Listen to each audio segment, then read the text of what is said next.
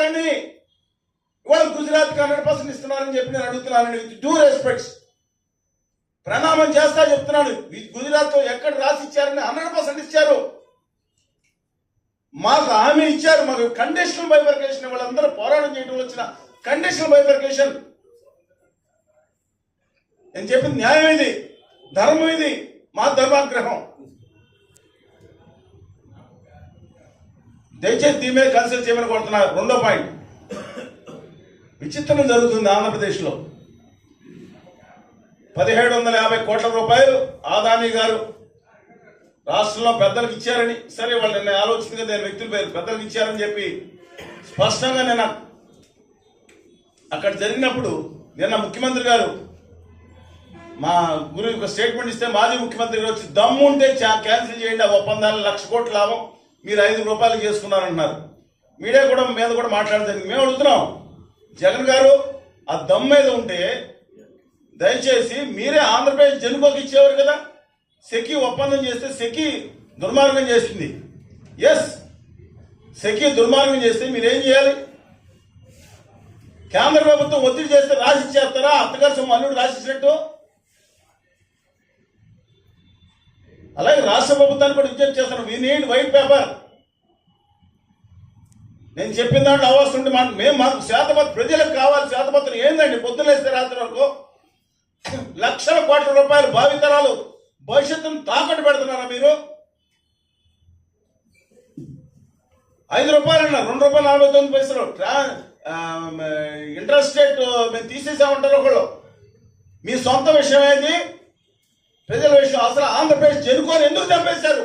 మీ రాజకీయ నాయకులను అడుగుతున్నాను.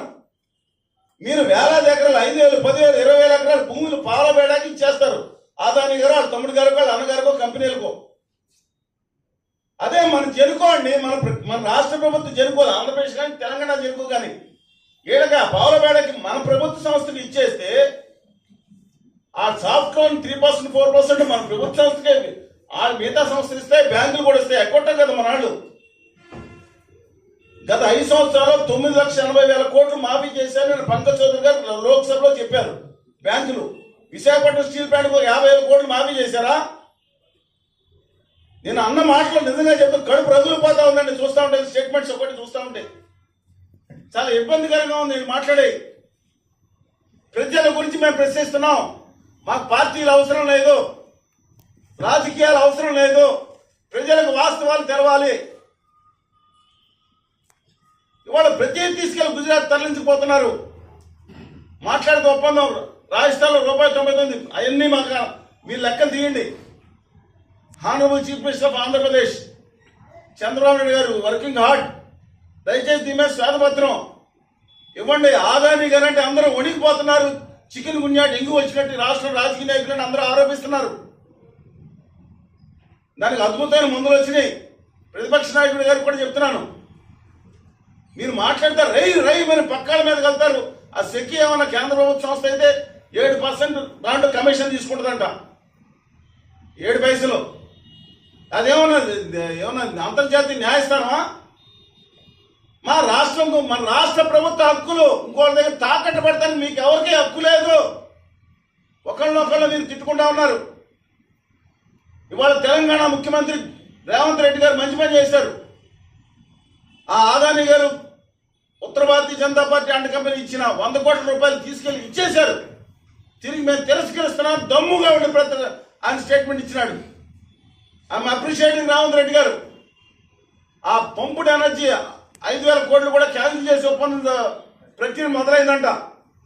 దయచేసి ఆంధ్రప్రదేశ్ ప్రభుత్వాన్ని కూడా విజ్ఞప్తి చేస్తున్నాను, మన ప్రాజెక్టులు మనం ఏదైతే వాటర్ ప్రాజెక్టులు ఉన్నాయో దీని వెనకమాల ప్రాజెక్టులు అంటే 1,00,000 కోట్ల రూపాయల ప్రభుత్వం ప్రజల యొక్క ప్రాణాలను మీరు ప్రత్యేకంగా ఈ ప్రైవేట్ వాళ్ళకి ఇవ్వద్దండి. మీకు ఎవరు ఇచ్చారండి అధికారం?